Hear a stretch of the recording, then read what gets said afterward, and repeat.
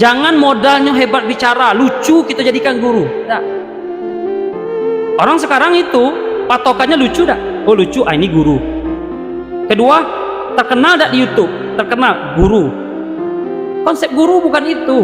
Konsep guru kita tahu bagaimana riwayat dia belajar, dari umur berapa dia belajar agama, di mana saja dia mondok, kemana saja dia belajar, berapa tahun dia lamanya belajar. Kalau dia buka kajian, nah itulah kita angkat jadi guru. Kalau tidak seperti itu, berapa banyak di akhir zaman ini manusia-manusia yang memang kok seperti Mama Gufron tuh jadikan guru. Tidak pernah riwayat belajar agama jadi guru. Banyak lagi yang ikut dia. Ada yang ngaku nabi pun banyak juga yang ikut dia.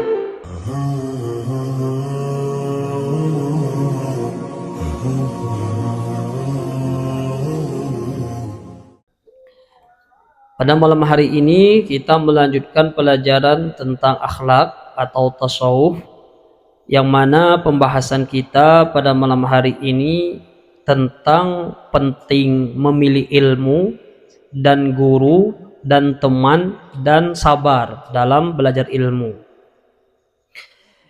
Jadi di dalam memilih ilmu kita harus pandai, ilmu agama maksudnya ya. Kalau ilmu dunia itu bebas, yang penting itu selagi baik dan halal lakukanlah, karena ilmu dunia itu untuk mencari kebutuhan dunia.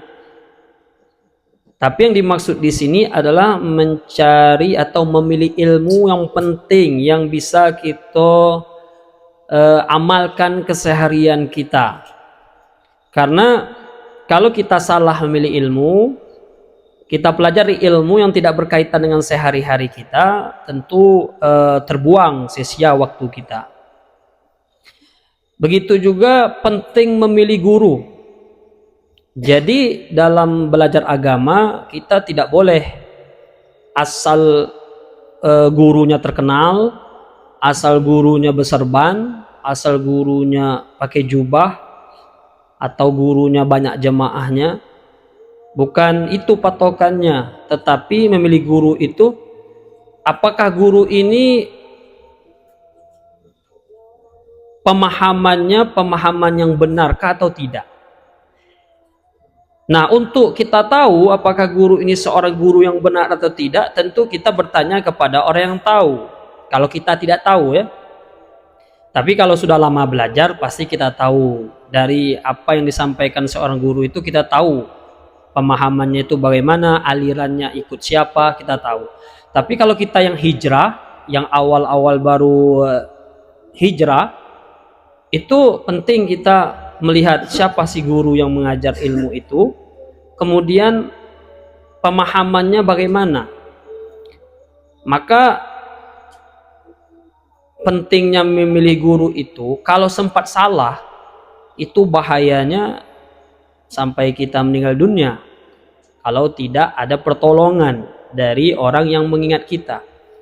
Orang yang hijrah kalau salah milih guru itu fanatiknya luar biasa.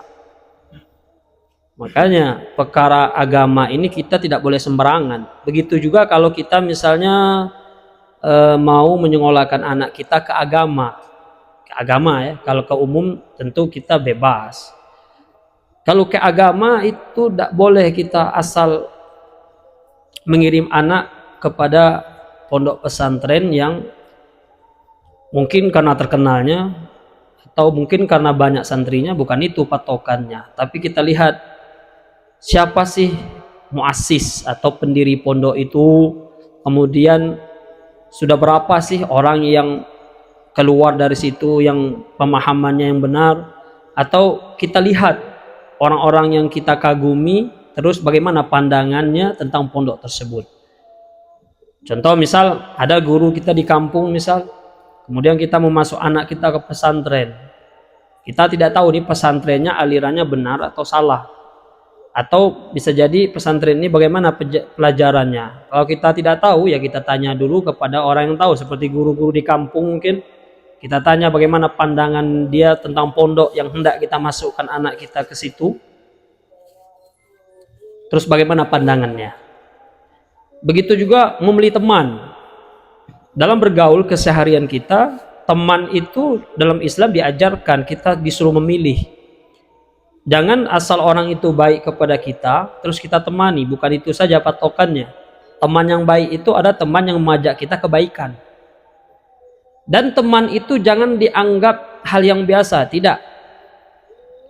Karena teman itu yang menarik kita. Sejahat-jahatnya orang kalau berteman kepada orang yang baik, cepat lambatnya dia akan baik. Tapi begitu juga orang yang baik kalau salah milih teman, bisa jadi dia akan terjerumus kepada temannya tersebut. Itu sudah disampaikan oleh pepatah Arab, anil mar'i la tasad. Kalau engkau mau tahu seseorang itu baik atau buruknya, tidak usah kau tanya dirinya, tapi lihat saja di mana dia berkumpul.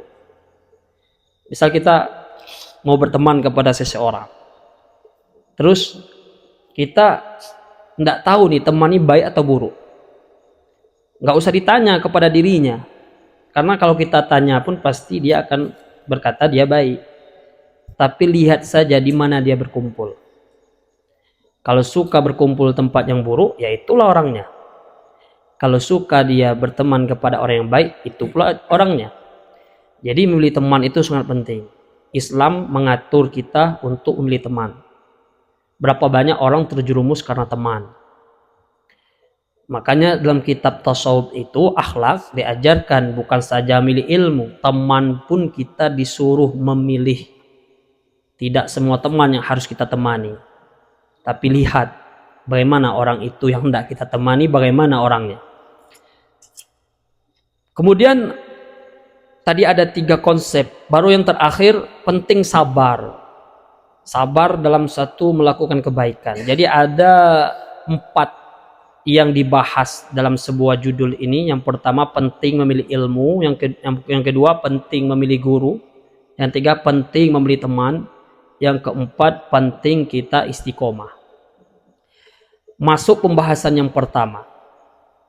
Bagi orang yang ingin mencari ilmu agama atau yang hijrah, hendaklah dia memilih ilmu yang bermanfaat untuk dirinya. Itu lebih awal.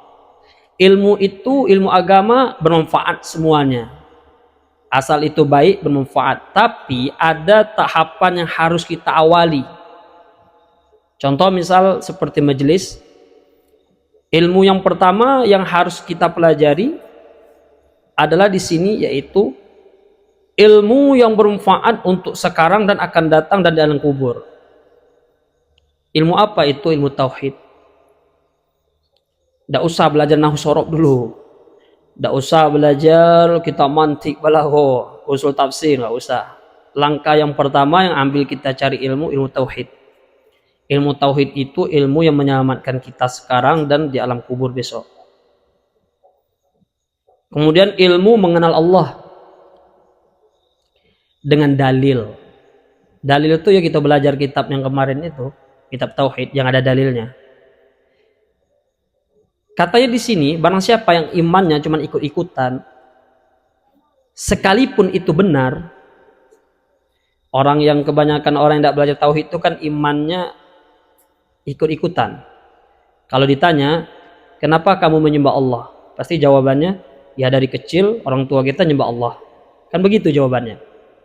Atau memang dari dulu yang disembah itu Allah. Itu namanya iman orang ikut-ikutan. Memang ulama mengatakan itu bisa dibenarkan lah. Tetapi tetap berdosa kalau dia tidak tahu dalilnya. Tapi bagi orang yang mampu itu maksudnya apa? Kalau otak kita normal, tentu kita bisa memahami Tuhan itu dengan tanda-tanda. Yang tidak mampu itu misal ada orang yang kekurangan, atau orang yang tinggal di pelosokan, yang tidak ada yang mengajarkan ilmu tauhid di situ, tentu imannya ya ikut-ikutan. Orang menyembah Allah, ya sudah sembah Allah. Tapi orang yang ngaji seperti ini, tentu tidak cukup sekedar ikut-ikutan. Kita sudah mulai belajar tanda-tandanya, dalil. Dalil itu artinya tanda-tanda. Dengan mengetahui Allah itu adanya sesuatu alam ini. Tidak mungkin alam ini ada tanpa ada yang menciptakan. Kemudian tidak mungkin yang menciptakannya yang biasa saja, tidak mungkin. Siapa sih yang biasa saja menciptakan langit tanpa tiang dan bumi tanpa gantungan? Tidak mungkin. Tidak mungkin itu patung, tidak mungkin itu Tuhan sapi, tidak mungkin itu Yesus atau Nabi Isa, tidak mungkin. Masa dia bisa menciptakan bumi yang indah ini? Tidak mungkin orang-orang yang ahli tentang planet. Tentu yang menciptakannya Tuhan yang memang luar biasa. Setidaknya seperti itulah minimal. Nah, jadi ilmu yang pertama yang harus kita awali ilmu tauhid. Ilmu tauhid itu ilmu yang menyelamatkan akidah kita. Jangan sampai kita salah dalam mengenal Allah. Apalagi kalau didebat sama orang Kristen nih kacau, tidak bisa jawab. Maka kita setidaknya tahu dalil dikit-dikit. Itulah gunanya kita belajar ngaji ilmu. Supaya sedikit. Dalil itu tidak mesti Al-Quran dan hadis. Ada dalil logika. Logika sederhana itu dalil juga. Nah, jadi ilmu itu ilmu yang harus kita ambil, ilmu tauhid yang pertama. Ilmu tauhid itu bukan ilmu yang disangka oleh jamaah ilmu yang sulit ya. Ilmu tauhid itu sederhana. Mungkin sulitnya itu karena kita baru mendengar. Kalau sudah sering mendengar istilah di dalam tauhid, paham kita. Nggak ada yang tidak paham. Ada orang yang mengatakan jangan terlalu fokus ilmu tauhid, gila. Gimana pula kita belajar ilmu tapi gila? Bisa jadi yang ngajarnya gila, ya wajarlah kita gila. Kalau yang ngajarnya orang yang baik, orang yang benar, orang yang paham, masa gila? Tidak mungkin. Ilmu tidak akan membuat kita gila. Yang gila itu mungkin gurunya sudah gila duluan, baru sampai kepada kita gilanya. Tapi kalau guru yang benar mengajarkan, tidak mungkin kita gila. Jadi orang yang mengenal Tuhan kalau tanpa dalil itu benar, seperti yang dipahami jemaah itu sudah benar, tapi tetap ada dosanya. Benar tapi ada dosanya. Dosanya kenapa nggak tahu dalilnya? Nah, minimal dalil logika. Tapi alhamdulillah majelis ini sudah benar ini, karena sudah belajar, kan udah khatam pula lagi. Kemudian hendaklah kita memilih guru yang sesuai dari zaman Rasulullah keilmuannya. Wah, penting memilih guru. Guru itu kita cari kalau seorang guru harus jelas jejak belajarnya. Jangan sampai tidak pernah belajar agama, tak tahu buka majelis. Jangan belajar sama orang seperti itu. Cuman modal hijrah, tapi lah membahas Quran. Cuman belajar internet lah jadi kiai. Belajar tuh mesti bersanad, guru sampai sahabat, sampai Rasulullah. Nah, itu guru yang macam itu yang kita jadikan guru. Jangan modalnya hebat bicara, lucu kita jadikan guru. Tidak. Orang sekarang itu patokannya lucu dah. Oh lucu, ini guru. Kedua, terkenal dak di YouTube, terkenal guru. Konsep guru bukan itu. Konsep guru kita tahu bagaimana riwayat dia belajar, dari umur berapa dia belajar agama, di mana saja dia mondok, kemana saja dia belajar, berapa tahun dia lamanya belajar. Kalau dia buka kajian, nah itulah kita angkat jadi guru. Kalau tidak seperti itu, berapa banyak di akhir zaman ini manusia yang memang kok seperti Mama Gufron tuh jadikan guru. Tidak pernah riwayat belajar agama jadi guru. Banyak lagi yang ikut dia. Ada yang ngaku nabi pun banyak juga yang ikut dia. Itu kok bisa? Kita pun begitu juga kan. Kita menitipkan motor kita kepada seseorang, tentu tahu juga riwayat belajarnya, pengalaman dia dalam berbengkel. Jangan tidak pernah ngapung-ngapung atau buka bengkel, buka mesin motor orang. Ya gawat, modal YouTube lah. Jadi kita itu sebenarnya dibagi akal oleh Tuhan untuk pandai memilih. Tidak usah dulu yang aneh-aneh. Wah, ini kok guru nih. Misal Mak Itam buka majelis, ya kita lihat dulu riwayatnya pernah belajar agama ada. Misal. Jangan karena dia lucu, imut, Padek bercakap, padek melucu-lucu, tahu jadi guru. Tidak pernah belajar Quran, tahu menafsirkan Quran. Jadi guru pula tentang Quran. Aduh juga ngikut nah. Nah, di sini jangan seperti itu katanya. Hendaklah kalian katanya di sini mencari guru yang bersanad keilmuannya. Bersanad tuh nyambung, jelek gitu nyu tuh belajar di mana-mana gitu. Jelek pula gurunya saya pola, tahulah kita orangnya. Dan jauhilah oleh engkau setelah engkau belajar ilmu agama milik guru, hindarkan berdebat. Kalau tahu ilmu kajinya berdebat di luar sana. Orang kadang ngaji ini dapat kaji cie itu tiba di luar, tidak ngaji di debat langsung. Bukan itu tujuannya. Kenapa? Karena berapa banyak katanya orang-orang itu terjerumus dalam permusuhan gara berdebat. Mentang-mentang tahu dalil Allah itu ada, tiba di luar langsung ngetes orang lah. Kita menghindarkan berdebat. Kecuali debat itu ada manfaatnya. Seperti misal terjadi kekacauan dalam tengah masyarakat, kalau dinampakkan kebenarannya, takut masyarakat ini bingung. Itu boleh kita diskusi, itu pun dengan baik. Ini tidak ada pula orang yang minta memberi penjelasan, nyolah nak menyampaikan. Sampai kan lah tahu macam uduk yang benar, pas nak uduk nengok orang beruduk lah, ini cuma cara. Salah dikit, beda dikit, tegur langsung lah. Bukan itu tujuannya. Kenapa? Orang yang sibuk berdebat itu menghabiskan umurnya. Abi dek debat urang kerja, jadi bilonya belajar. Dan begitu katanya, orang yang suka berdebat itu tanda-tanda kiamat itu sudah dekat. Dan tanda-tanda ilmu itu sudah diangkat. Maka sekarang ini orang sibuk berdebat. Itu memang kita di akhir zamannya lah min asyratis sa'ah. Orang kalau sibuk berdebat. Kenapa katanya? Karena orang dulu karena alim tidak mau berdebat. Guru kami mengatakan orang yang alim itu sedikit nyalakan orang. Yang sibuk nyala orang itu baru dikit ilmu. Baru tahu cie duo, itu yang sibuk menyalahkan orang. Tapi kalau orang itu sudah belajar agama, lama belajar, dia tidak mau lagi menyalahkan orang. Karena dia tahu ini benar juga gitu. Caranya berbeda. Begitu juga orang yang kalau terjadi masa yang banyak berdebat, itu tanda sudah diangkatnya ilmu dan fikih.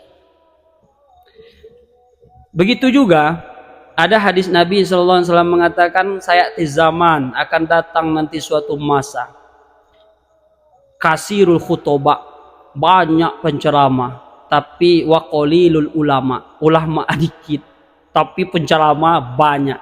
Penceramah aku ada ilmu doh, cuman modal vokal, pandai bicara. Ulamanya sedikit, tapi penceramah menyebar.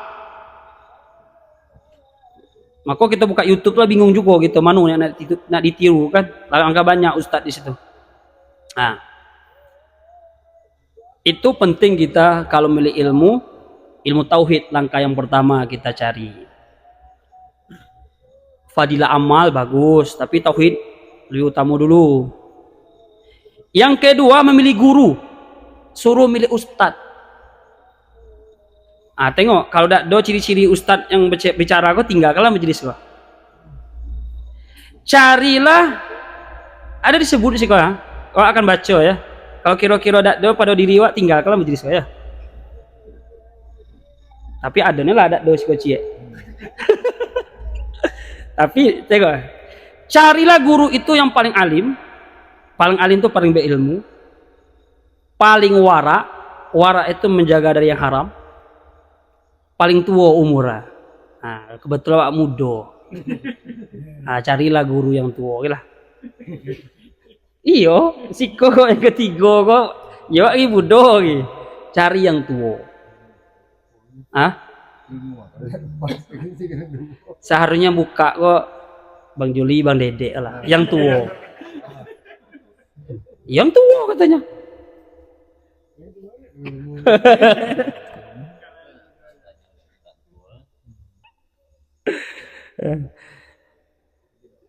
Tapi kalau ado, jadi begini, misal di suatu desa lah, ada beberapa majelis. Ini ada majelis alim, wara, tapi mudo. Ada di sini alim, wara, tuwo. Ambil yang alim, wara, tuwo. Nah. Di situ ada di semua Pak Sidik. Nah.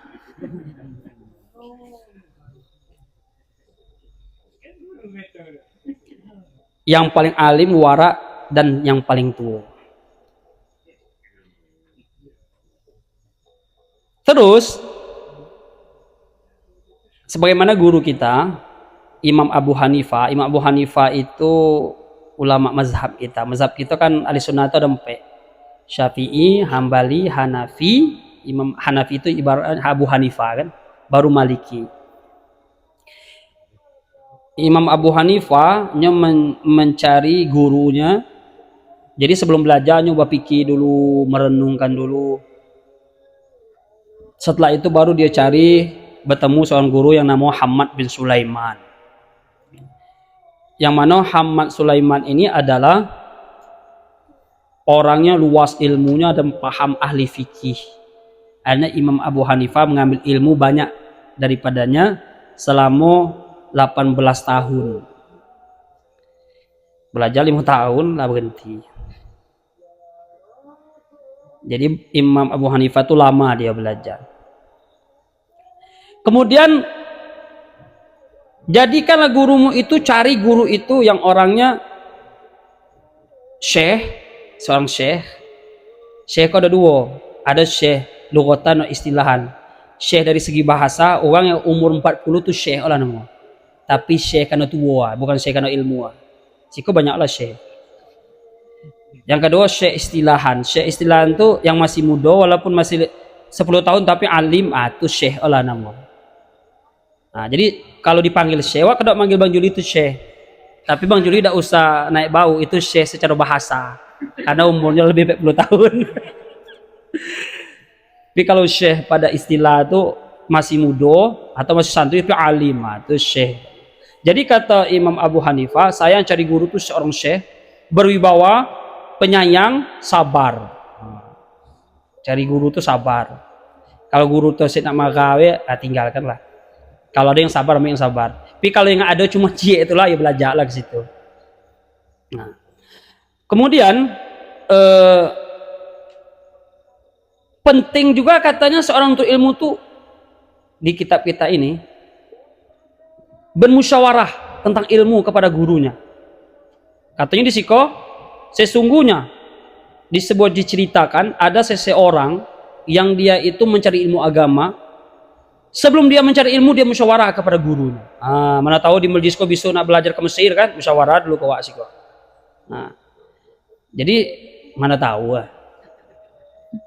Tapi kalau tidak ya musyawarah di siko lah. Mana tahu nak belajar lagi kan, musyawarah ke guru.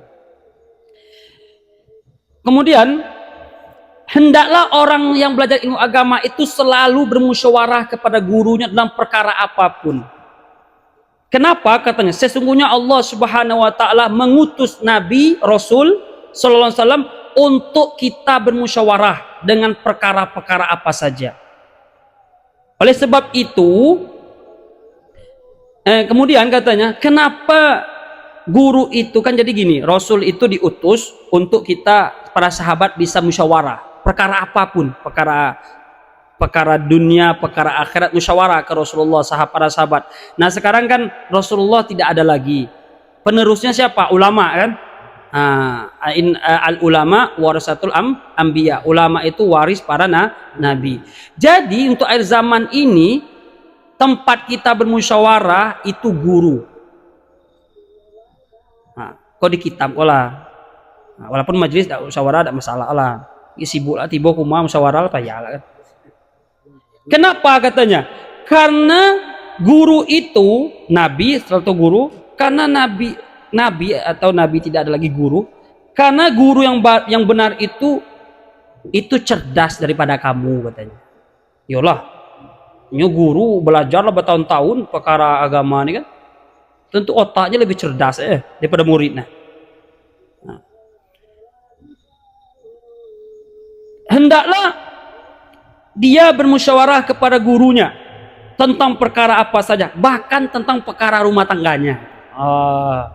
Makanya disiko kedok berdebat masalah rumah tangga. Tapi tidak selesai kan. Nah, masalah takut dan apa tidak selesai ya. Kenapa? Jadi memang betul kalau kami dulu belajar, kalau ada apa-apa kami bertemu ke guru kami, musyawarah. Kenapa? Ya guru itu, mereka itu afton, otaknya cerdas. Karena kitab yang rumit selesaikan, apalagi cuman masalah kita kan itu. Tafsir hadisnya pelajari, pecahkan masalah itu. Apalagi cuman masalah kita, paling galau-galau dikit lah. Masa dia bisa menyelesaikan? Dan itu didukung oleh pendapat Sayyidina Ali mengatakan, mahalakam ru'un an musyawaratin. Kata Sayyidina Ali, barang siapa Sayyidina Ali mengatakan, tidaklah seseorang itu akan binasa selama dia mau bermusyawarah. Memang ya betul. Wak lihat orang yang suka bermusyawarah itu bijak orang. Tapi wak tengok juga berapa banyak orang yang terjerumus dalam kesulitan yang luar biasa, tidak mau musyawarah, mengandalkan logika. Maka disiko kagin katanya manusia dibagi 3. Introspeksi lah di masing-masing. Dan nomor berapa kayaknya? Yang pertama di kitab ini mengatakan, ada manusia yang sempurna. Yang kedua, ada manusia setengah manusia. Yang ketiga, ada nyoto tidak bisa disebut manusia. Nah, 3 modelnya. Manusia yang sempurna, rojul sempurna, rojulun tam, rojul laki-laki yang sempurna. Ada nisfur rojul, setengah laki-laki. Ada wala syai'a, tidak ada dikata laki-laki, tidak setengah laki-laki, tidak. Aku nomor 3 Pak. Macam mana perbedaannya? Dilihat. Orang yang laki-laki yang sempurna adalah dia memiliki pandangan yang baik dan suka bermusyawarah kepada orang yang berakal, guru, orang berilmu. Nyutus ada selalu pendapat yang benar dan suka pulanya bermusyawarah. Ketika dia ingin melakukan sesuatu, dia punya pandangan, tapi dia tidak mau langsung memutuskan. Dia ajak orang yang berakal. Berakal di sini bukan lawan gila, tidak berakal, maksudnya orang berilmu. Dia ajak diskusi tentang masalah dia tadi. Itu nama rojulun tamun, laki-laki yang sempurna. Yang kedua, setengah laki-laki. Mungkin di majlis kok banyak setengah laki-laki, setengah laki-laki itu bagaimana? Pertama, dia memiliki pandangan yang baik, artinya pikirannya bagus lah. Kalau berpendapat itu mantap dia. Tapi tidak mau bermusyawarah. Tidak masukkan nasihat, orang tidak masuk. Nyolah yang tahu dah. Tapi masih mending olah kok. Atau ada yang nisfur rojul ini setengah laki-laki suka bermusyawarah, tapi kalau ditanya pendapat kosong, tidak ada pandangan, buntu otak. Kalau diajak diskusi musyawarah, bahas cerita-cerita tentang perkara dunia, perkara akhirat, tidak ada pandangan. Atau namun nisfur rojul, setengah laki-laki. Atau yang ketiga kok, lah temu belum? Hanya ketiga kok. Dikata laki-laki tidak, setengah laki-laki tidak. Siapa itu? Orang yang kalau dia itu tidak punya pemikiran yang baik dan tidak mau pula dinasihati. Tidak mau pula diajak musyawarah dah. Nah, kok tipe yang ketiga. Kalau berpendapat salah terus, tapi kalau dinasihati tidak mau. Ah, tuh. Dah nunjuk orang itu.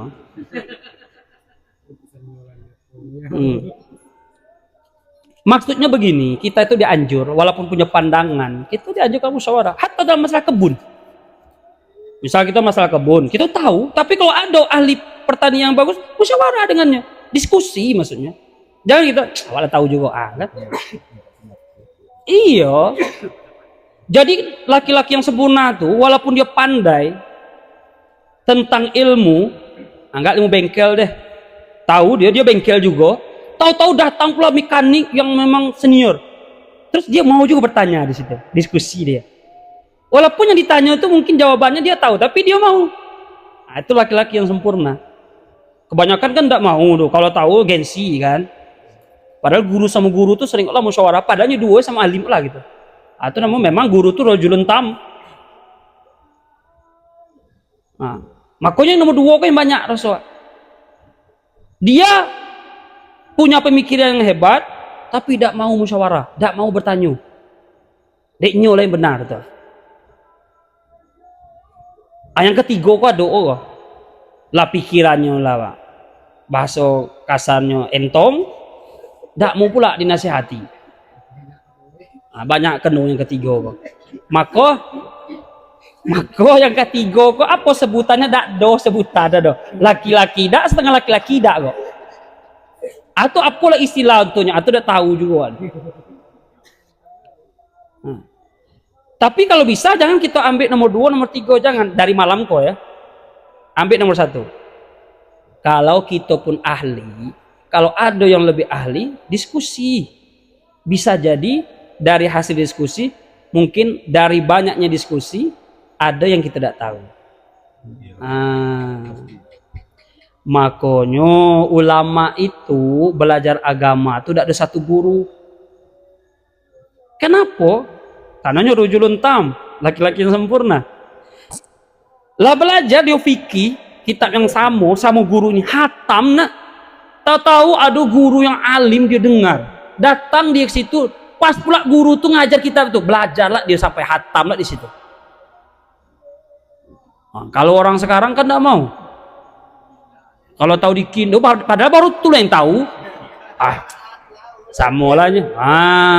Itu. Jadilah yang itu perkara agama, apalagi perkara dunia juga perlu kita. Kalau kita ahli peternakan, kalau ada yang memang ahli dari kita, diskusi. Apa salahnya? Saya berjumpa dengan ada senior kami dulu di Mekah, namanya Bang Salman Al-Farisi. Itu orangnya pintarnya luar biasa.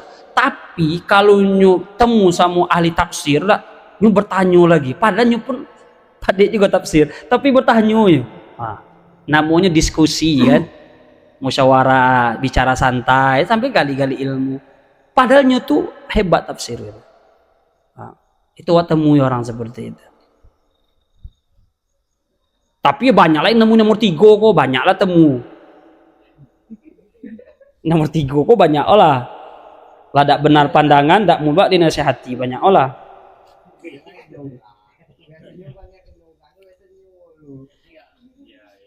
Kemudian seorang ulama berkata kepada Sufyan Ats-Tsauri, seorang ulama juga. Apa katanya? Syawir fi amrika allazi yakhshawunallah. Perkara agama ya. Bermusyawarahlah engkau tentang urusan kita maksudnya.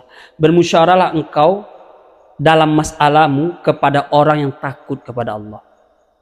Dijelaskan oleh para ulama, siapa yang takut kepada Allah?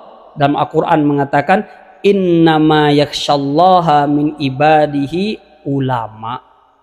Orang yang takut kepada Allah dari hambaku, kata Allah, siapa? Ulama. Jadi kita disuruh musyawarah kepada ulama. Makanya ulama itu tempat bertanya kan. Guru-guru kita itu tempat kita bertanya kan. Maka sayang kalau temu guru itu tidak bertanya, rugi. Jangan guru tuh diajak ngopi weh. Gembung put guru tuh diajak kopi tuh. ditanya ilmu. Kalau saya pribadi temu guru pantang tak bertanya. Pokok gali-gali itu. Nyo keluar lah do kalau. Tapi kalau kita diam, yang guru diam lah. Nah.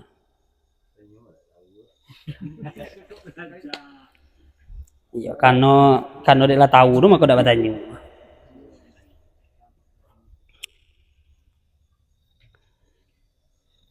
Jadi kita disuruh musyawarah, bertanya kepada ulama.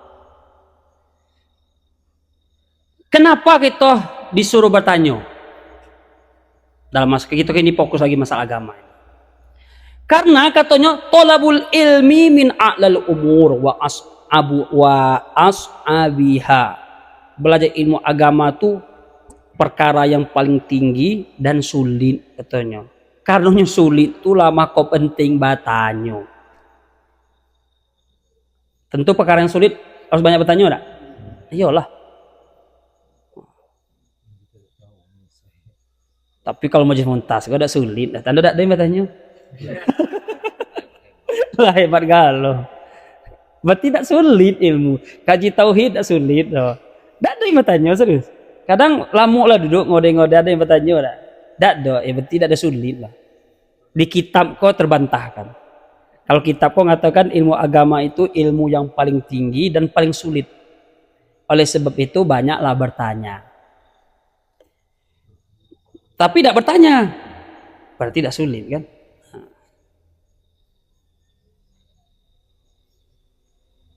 Kemudian jam berapa nih?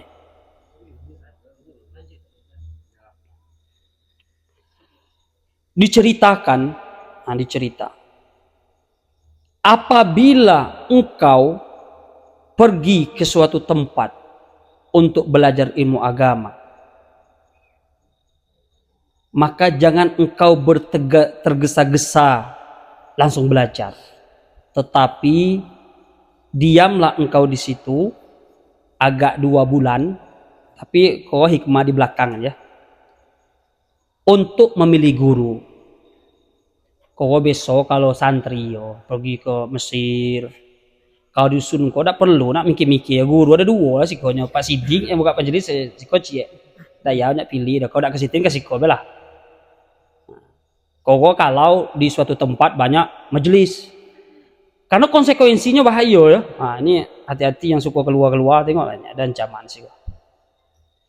Barang siapa yang sudah masuk majelis ilmu di suatu ilmu, misalnya ada majelis 2 majelis 3, nyeputuskan satu majelis, masuknya ke situ. Tahu-tahu setelahnya masuk katanya, kok ilmu yang diajarkan tidak menarik dirinya, kurang semangatnya.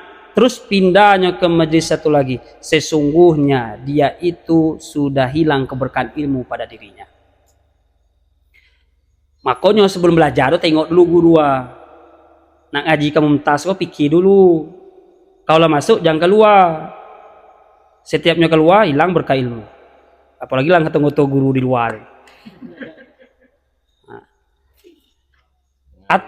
Atau iya maksudnya bagaimana logikanya? Kalau nak ngaji nian, itu maksudnya tuh. Kalau memang tidak bisa ngaji, tidak usah ngaji. Yang bahaya itu bacu-bacu sudah tuh tinggalkan majelis itu. Maka disitulah hilang keberkahan ilmu. Kenapa? Sedih hati guru karaulannya. Itu maksudnya katanya. Apalagi yang tiba sebulan berhenti lah. Itu sebulan itu mempermainkan guru benar. Nah.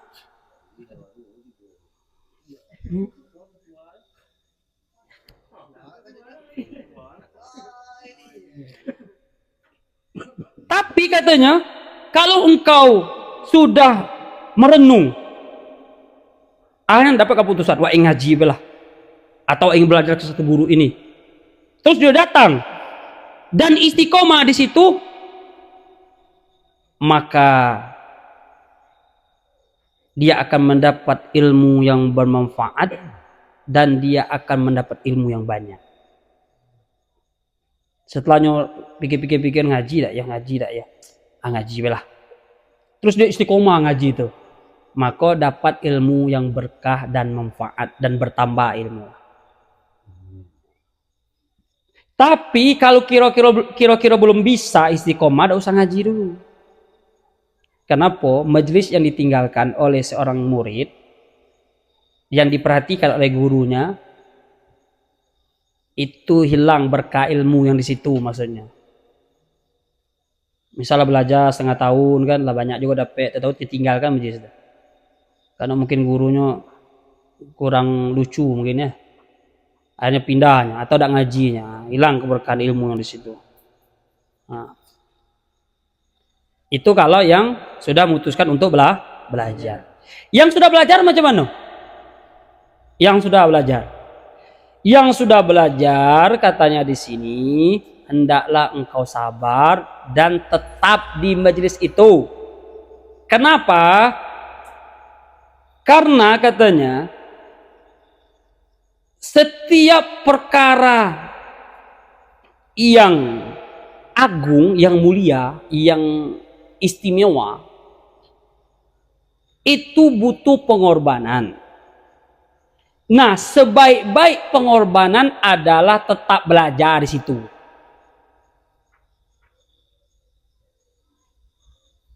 Maksudnya tidak ada lepenya, libur lagi soalnya belajar aja gitu.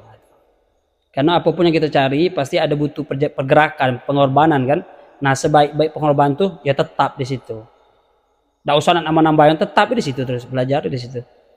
Nah, begitu. Kemudian katanya apa? Hendaklah engkau sabar. Sudah kita tetap, kemudian disuruh pula sabar. Sabar apa? Hendaklah engkau sabar dari melawan nafsumu dan kehendak dirimu. Memang belajar ilmu agama kan ada jenuh. Jadi kita disuruh sabar. Jenuh itu karena nafsu kita doh. Iya.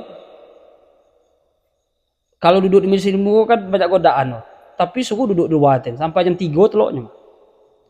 Tapi kita disuruhnya sabar melawan nafsu kita, disuruhnya kita. Karena apa? Biar dapat tadi katanya. Kalau mau dapat ya. Nah. Orang sebuah syair mengatakan innal hawa lahwal hawanu bi ainihi wa sari kulli hawa saril hawanin. Orang yang suka mengikut hawa nafsu, tidak sabarnya belajar agama, kok tidak sabar nahan dirinya untuk duduk sejam untuk belajar, kok tidak sabarnya doh.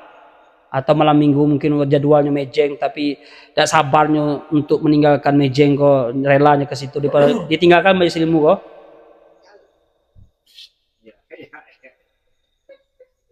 Itu menyebabkan orang itu hina. Tidaklah ke situ. Jangan ditambah-tambah tafsir. Tafsir kok tidak boleh ditambah. Kalau sudah belajar boleh balik. Maksudnya tidak sabar. Aturan kemarin kok dia ngaji, tahu karena ada kepentingan nafsunya misal. Ada mau ngaji dong. Mungkin karena RBT mungkin misal, atau karena mungkin ada nongkrong nggak di situ dan tinggal ngaji. Tentunya ikut hawa nafsunya kan, kan atau jatuh cinta.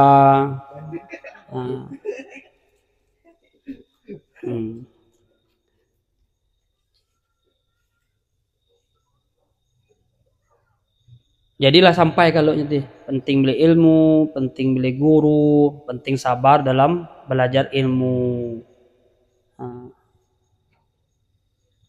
Siko terakhir penting beli teman. Sampai enggak? Sampai dikit enggak?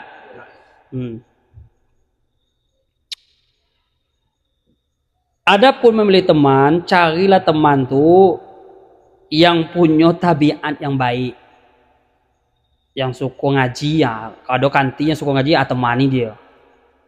Ada kanti yang suka semayang, temani dia. Pokok yang punya tabiat, tahu tabiat gitu. Kebiasaan yang baik. Kalau ada teman macam tu, ikuti. Kalau ada teman yang pamale itu tinggalkan. Kenapa katanya? Berapa banyak seorang itu orang yang alim, orang yang baik, tidak usah alim, baik lah. Berapa banyak orang yang baik itu dirusak oleh temannya. Jadi katanya risiko, makanya risiko katanya di sana. Hadis Nabi SAW mengatakan, "Kullu mauludin yuladu al fitratil Islam illa anna abawahu yuhawidanihi wa yunassiranihi wa yumajjisanihi." Sesungguhnya anak itu dilahirkan dengan fitrah yang baik, tergantung bapak. Nak jadi bapaknya Yahudi kan nyogo, atau nak Nasrani kan, atau di Majusi kan. Maksudnya apa? Penting, sangat berpengaruh orang yang di lingkungan kita tuh. Sama diri kita punya fitrah yang baik. Kecuali kita berteman kepada orang yang buruk, itu yang memburuk kita kaget. Nyebentuk diri buruk ke dalam diri kita.